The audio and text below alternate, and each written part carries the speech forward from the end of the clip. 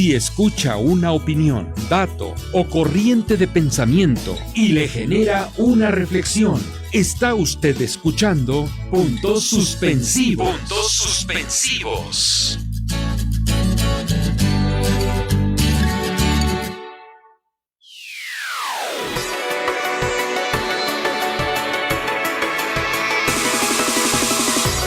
Amigos, buenas tardes, gusto en saludarles. Les agradecemos nuevamente su presencia en esta soleada tarde aquí en la benigna Tlalpan. Nos da mucho gusto que estén nuevamente con nosotros y les hacemos esta presentación ahora. Tenemos aquí un nuevo compañero. Digo nuevo, no porque no va a estar nuestro compañero José Escárcega, ¿verdad? Sino nuevo porque nos va a acompañar también en sucesivos programas. Les presento al licenciado en Economía, licenciado José Luis Llanes, quien nos va a acompañar también en este programa, también como conductor. José Luis Llanes ha sido subdirector de la Escuela Superior de Economía del Instituto Politécnico Nacional. Desde luego, es licenciado en Economía.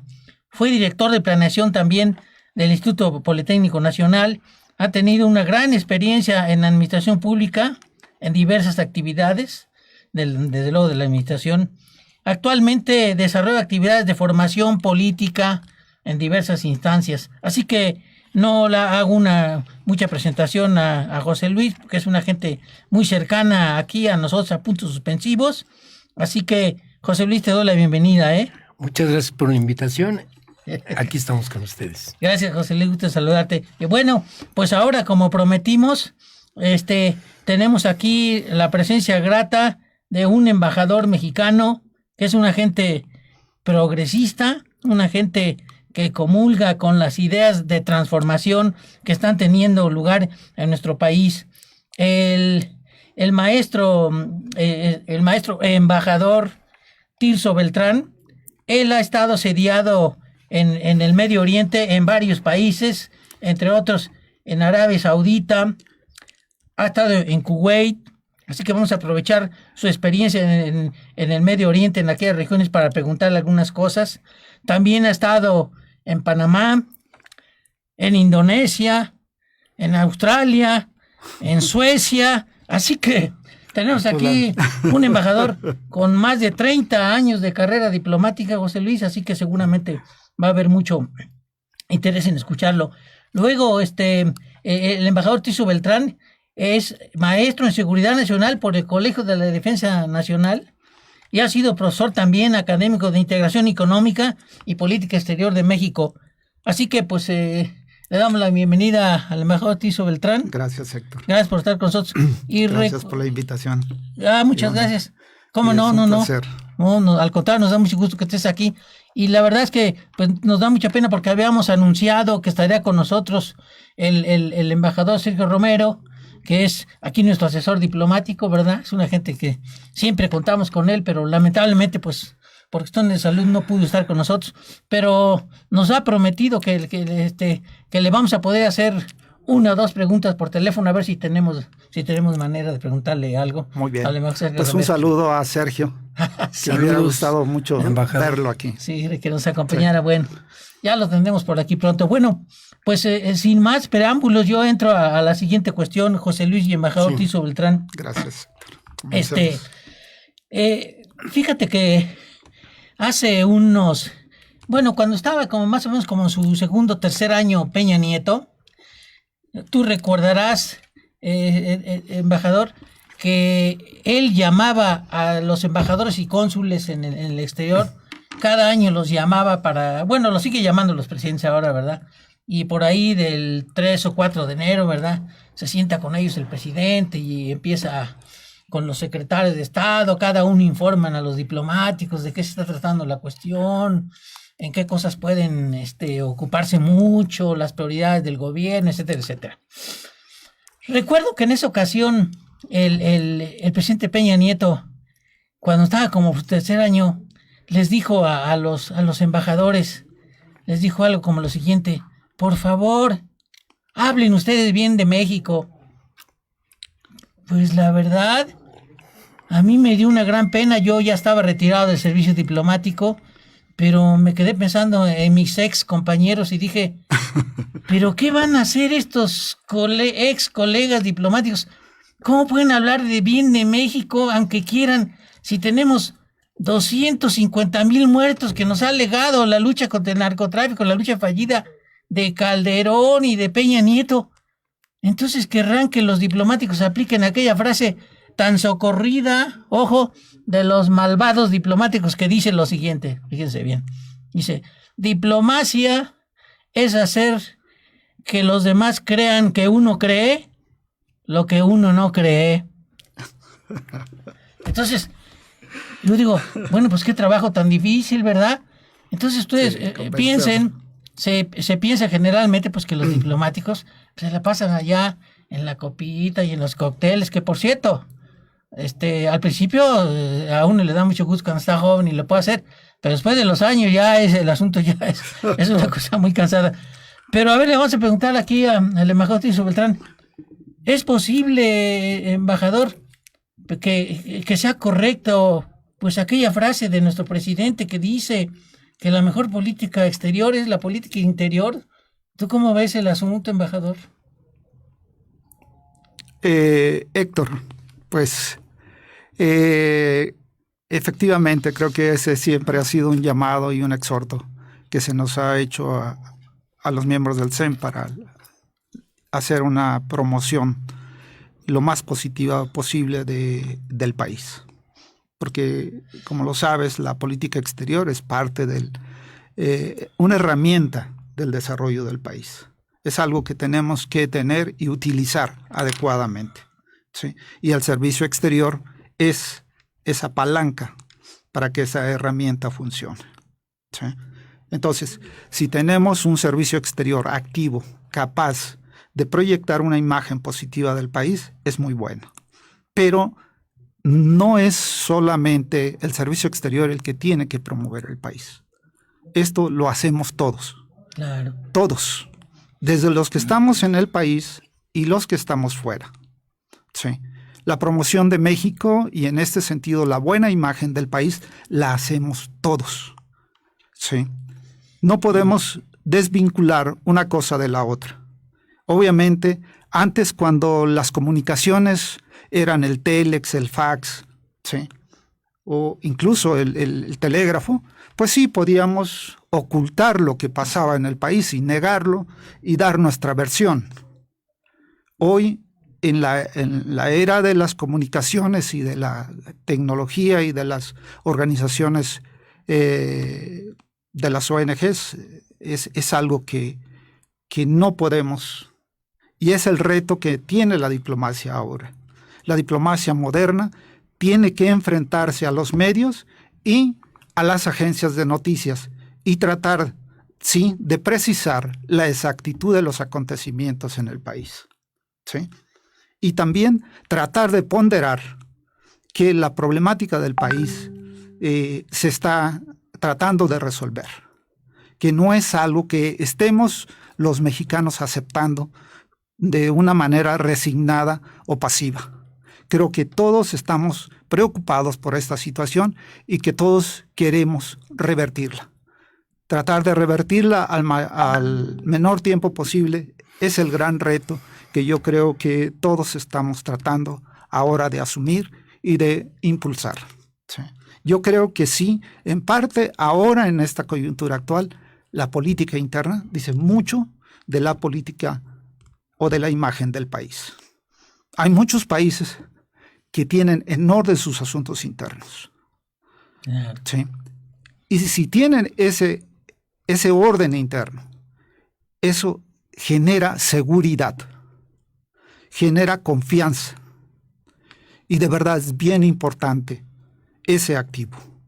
Y creo que todos es importante que empecemos a tratar de corregir esta, pues no sé si paranoia o tendencia de desconfiar. ¿Sí? Creo que tenemos que ir sumando un poco a poco cada uno e irnos respetando.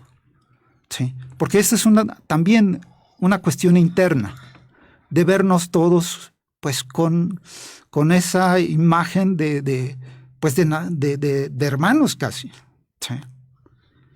No podemos ir confrontándonos y tratando de como caníbales, ¿sí?, comernos unos a otros. Eso no puede ser. Eso al final contradice todo, ¿sí? Porque para mí ahora es contradictorio que una gente que progresa ahora tenga que disimular que está siendo exitoso, porque es un factor que está afectando su seguridad. Y yo creo que eso no es posible, ¿sí? Todos buscamos prosperar, y la prosperidad de cada uno de nosotros es la prosperidad y el bienestar del país, ¿sí? No podemos prosperar aisladamente, ni podemos desarrollarnos ni vernos si todos estamos entre rejas o todos necesitamos andar armados. Eso es absurdo. Eso no lo podemos aceptar, ¿sí? Y sí, te reitero, la cuestión interna es complementaria con la política exterior que realizamos fuera. Afuera también hacemos grandes esfuerzos por promover el potencial de desarrollo que tiene nuestro país. No solamente el turístico y el cultural, ¿sí? Hay mucho potencial en México para atraer inversiones, porque es un mercado grande, ¿sí? El nivel cultural y el nivel de capacitación de la mano de obra mexicana es un potencial. Además, la cercanía y con Estados Unidos, la mayor economía del mundo, ¿sí?, es algo que no se puede ignorar, ¿sí? Y que esa cercanía nos da ventajas, ¿sí? Pero aún tenemos que ser más competitivos. Necesitamos ser más eficientes, requerimos más infraestructura, ¿sí? Creo que esa es en parte la visión que puedo decirte en este sentido, de que la política interna es la proyección también de la política exterior. Son complementarias, ¿sí? Una sin la otra no pueden llevar a crear una imagen positiva de México en el exterior. Sé que hay mucha violencia, y me disgusta y no podría aceptarlo, pero creo que se está haciendo un gran esfuerzo para corregirlo, ¿sí? Y yo sé que a veces nos desesperamos, pero este tipo de problemas requieren de tiempo y también de cooperación internacional. Solos no podemos con un problema que no es nada más de México, trasciende nuestras fronteras, ¿sí? Esto requiere de una cooperación y una coordinación, tanto bilateral como multilateral, ¿sí? Y ahí es donde estamos, todos los del servicio y la Cancillería también, ¿sí? Embajador, a mí me parece que es fundamental esto que nos está planteando, pero a mí me gustaría que nos platicara cómo ha visto, porque su ejercicio en el servicio exterior mexicano ha sido quizá en el periodo del tránsito de un desarrollo nacionalista a un desarrollo que nosotros le damos a llamar el neoliberal. Desde el gobierno de Miguel de la Madrid hasta el gobierno de Enrique Peña Nieto tuvieron una visión de política exterior y llegaron a cosas como contratar una marca o creer que México era una marca pro México, desvirtuando mucho la actividad de las instancias legales como son las embajadas en el mundo. ¿Cómo ve usted estos cambios en el ejercicio de la política exterior mexicana? O sea, el periodo neoliberal y cuál es el reto para una política exterior que desde luego tiene que cambiar con respecto a la inmediata anterior. Mire, desde mi perspectiva creo yo que sí tiene que haber un cambio, pero yo trabajé muy de cerca primero con Bancomex, que era el encargado de la promoción de las exportaciones y del la inversión en de México en el exterior. Pero Bancomex era tan pequeño que realmente el trabajo siempre lo hacíamos nosotros. Siempre terminábamos haciendo los estudios de mercado, el apoyo a importadores o a exportadores, lo hacíamos los del servicio en las embajadas. ¿Sí? Llega ProMéxico como marca, como imagen, pero ya es una marca o una actividad especializada, ¿sí? Dirigida precisamente a encontrar proyectos de inversión que fueran positivos para el país, ¿sí? Esta tarea ahora nos va a corresponder a nosotros, pero la cuestión es que el servicio exterior no son de más de 1.200 o 1.300 plazas, ¿sí? Y no podemos, realmente no podemos con todo el trabajo y el esfuerzo que tenemos que hacer en el exterior, ¿sí? En un estudio por ahí que se hizo hace algunos años en Arabia Saudita, en la embajada en que estamos, éramos 3 personas para cubrir toda la temática y toda la agenda de bilateral, ¿sí? Pues al final llegábamos a tener ¿qué será? 0.2 del tiempo del funcionario para atender los temas económicos. 1.3 para poder atender los asuntos consulares de protección y de documentación de extranjeros. O sea, un funcionario tenía que ponerse casi 20 camisetas para poder ir cumpliendo con su reto que tenía, ¿sí? Y eso no es posible.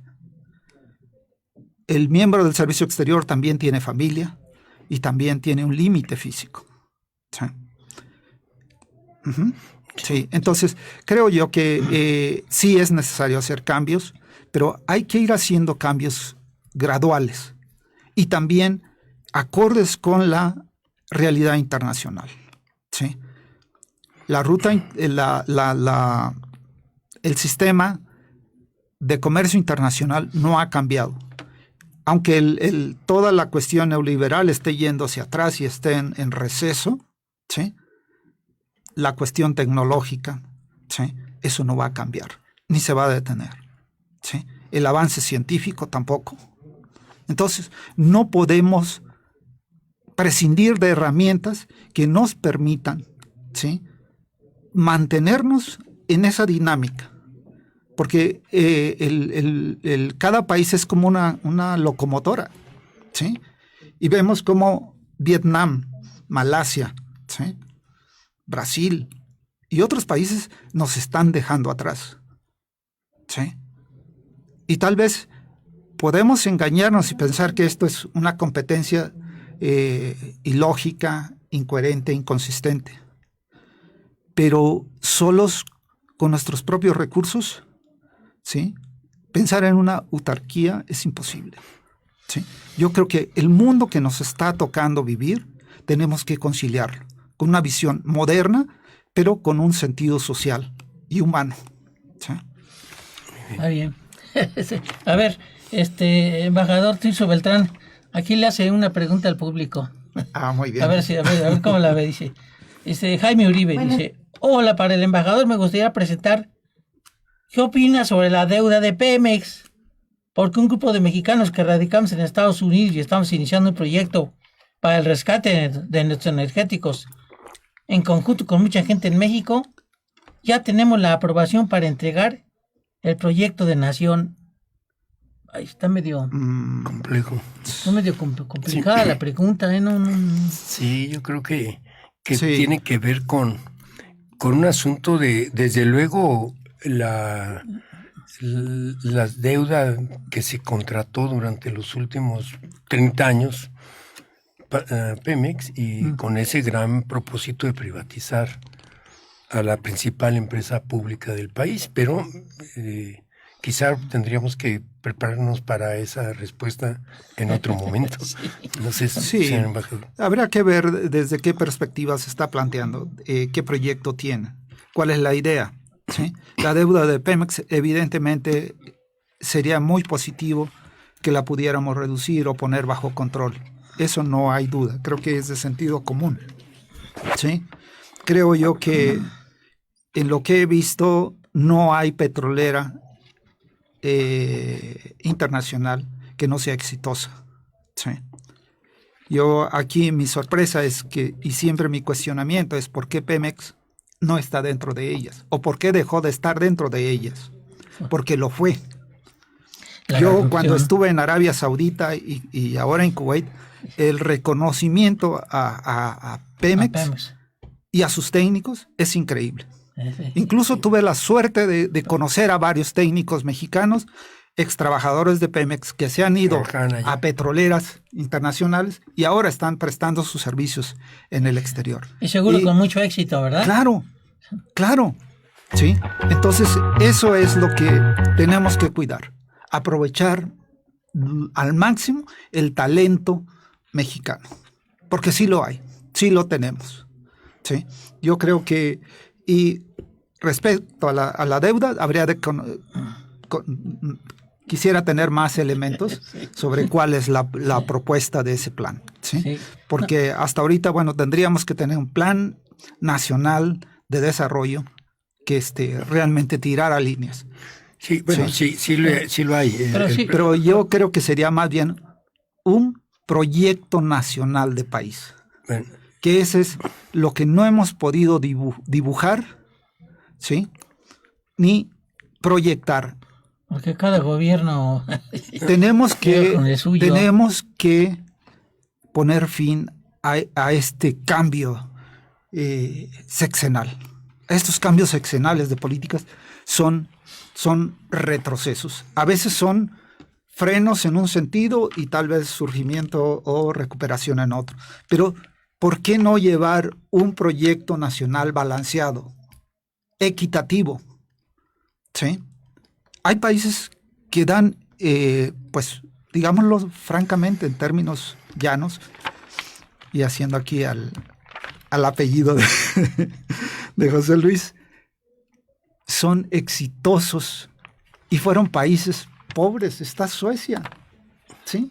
Singapur también. Uy, no. ¿Sí?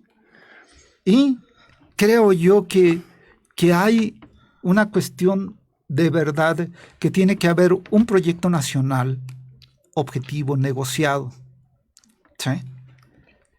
Con todas las fuerzas políticas del país. Yo creo que sí, en efecto, México tiene un proyecto nacional hoy que ha derrotado al anterior proyecto nacional. A ver, un segundito. Estamos intentando una comunicación con el embajador Sergio Romero. Muy bien. Porque por ahí entiende que José Luis le quería hacer una pregunta que seguramente les va a interesar a todos, ¿verdad? Porque parece que este tema está en la picota pública. Pero perdón, te interrumpí a ver mientras el embajador se aparece por aquí. Sí, bueno, yo planteo que México hoy no carece de proyecto nacional. O sea, tenemos un proyecto nacional que es... A ver, perdón un segundo. Ya está aquí el embajador. Perdón, embajador, ¿ya está por aquí? Ya estoy aquí. Héctor. Qué bueno, embajador. Oiga, pues aquí los estamos escuchando. Muchas gracias por comunicarse con nosotros, hombre. Le deseamos que se reponga pronto para que esté por aquí. Me agarró un coronavirus, yo creo, porque me tiró en la cama desde hace 4 días.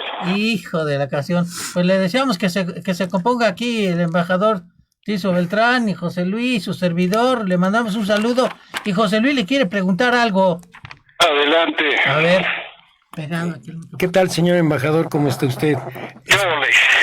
Espero que no requiera de la medicina cubana, que es la que ha demostrado la eficiencia. No, felizmente todavía no requiero de eso. Qué bueno, que es la que ha demostrado la eficiencia para el tratamiento de esta cosa. No, estoy feliz porque ha sido una medicina cubana. En efecto, eso nos muestra de la fortaleza de la medicina con principios sociales, ¿no? Exactamente. Embajador, yo quería preguntarle que nos pudiese explicar a los que pues no somos ni teóricos ni especialistas en el ejercicio de la política exterior de nuestra nación. Primero, ¿cuál es la base constitucional de la política exterior? ¿Cuál es la base constitucional? Sí. ¿Y qué congruencia tiene la doctrina Estrada? Primero, ¿qué es la doctrina Estrada? ¿Qué congruencia tiene con esa base constitucional? Y los momentos más importantes que usted pudiese relatarnos de la aplicación de la de la doctrina Estrada.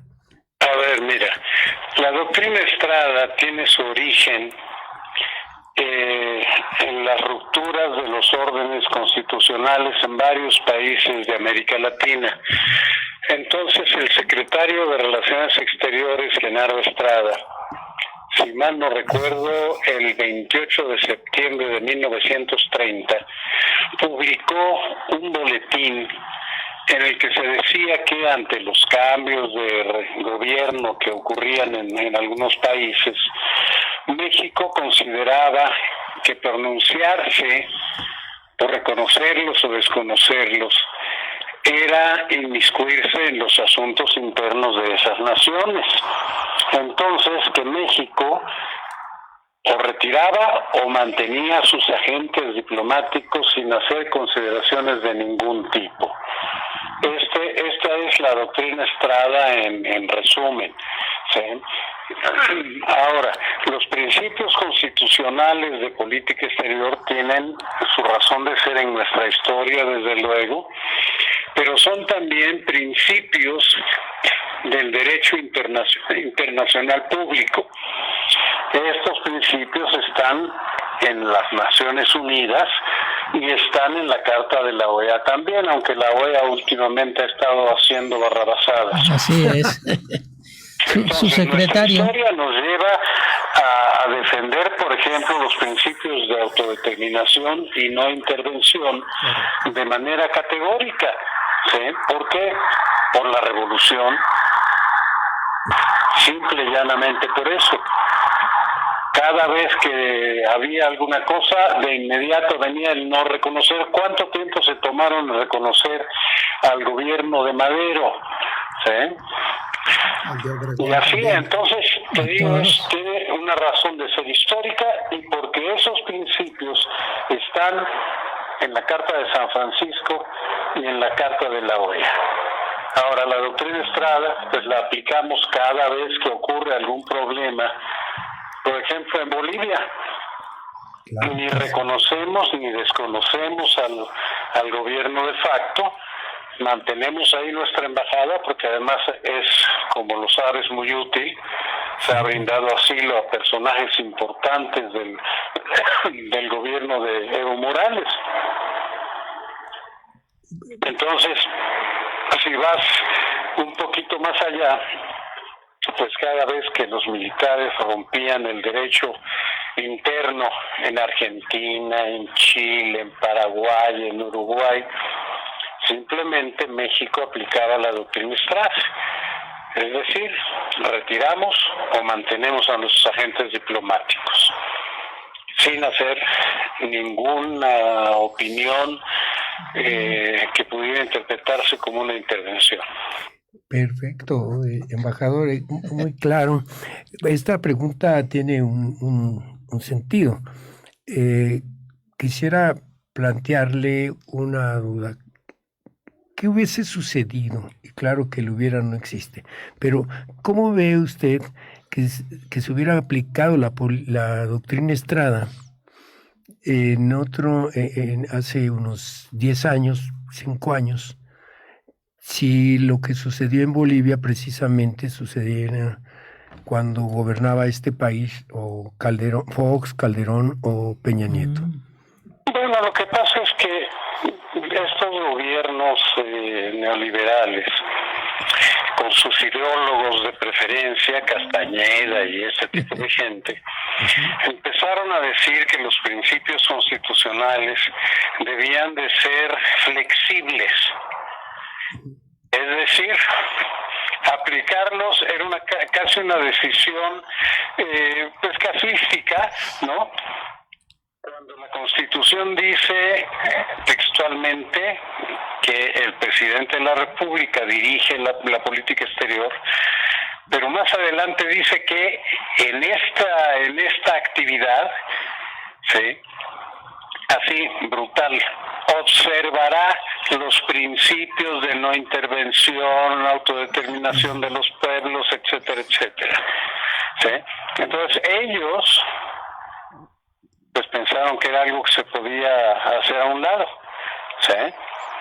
O sea, violaban la Constitución. En la Constitución, insisto, nosotros criticamos, yo en lo personal critiqué públicamente esas declaraciones de personeros de los gobiernos de Calderón, de Peña, ¿sí?, diciendo que la Constitución dice que el presidente observará los principios. Sí, no dice a ver si quiere observarlos. Pues muchas gracias, señor embajador, muy amable por aclararnos y ponernos con esa sencillez y esa claridad en estos conceptos tan complejos. Disculpas al auditorio, el maestro sabe que yo soy feliz participando en esos programas. Está bien, embajador. Pues le deseamos su restablecimiento pronto para que nos acompañe por aquí en otro programa próximamente. Saludos, Sergio. Agradezco mucho, Héctor. Y ya comprometemos aquí también al embajador Tirso Beltrán para que esté. Un abrazo para Tirso. Gracias. Perdón. Hasta luego, embajador. Gracias. Pasado mañana en la comida de los viejitos. Compóngase, saludos. Nos vemos. Hasta luego. Muy bien. Pues híjole, la verdad es que habría mis cosas que hablar, pero fíjate, José Luis, que yo quiero preguntarle algo aquí al embajador Tirso Beltrán, aprovechando los años que estuvo en el Medio Oriente. Yo quisiera que nos diera una opinión. Ya ves ahorita la bronca que se trae el señor Trump, que presentó entre comillas, un plan de paz allá entre Israel y Palestina, que traen una bronca, pues ya sabes que histórica, ¿verdad? De 71, 72 años. Puta, que nos dé una opinión al respecto, porque pues yo veo allá medio aislados a los pobres palestinos. ¿Qué nos dice usted, embajador? Héctor, creo que tú, como pues casi todo el mundo sabe, que por años hemos escuchado noticias de estos momentos difíciles que con frecuencia ha vivido el pueblo palestino en su lucha por crear un Estado independiente. Ahora creo que el momento, tal vez podríamos decirlo, más triste y decisivo en su historia, porque realmente están aislados, ¿sí? Y el plan que ha preparado el presidente Trump, creo que retoma algunos aspectos que podrían ser relativamente favorables o aceptables, mejor dicho, no favorables, aceptables para los palestinos, pero no serían justos. O sea, no estaríamos hablando de una propuesta o una iniciativa de paz justa y duradera para el Medio Oriente.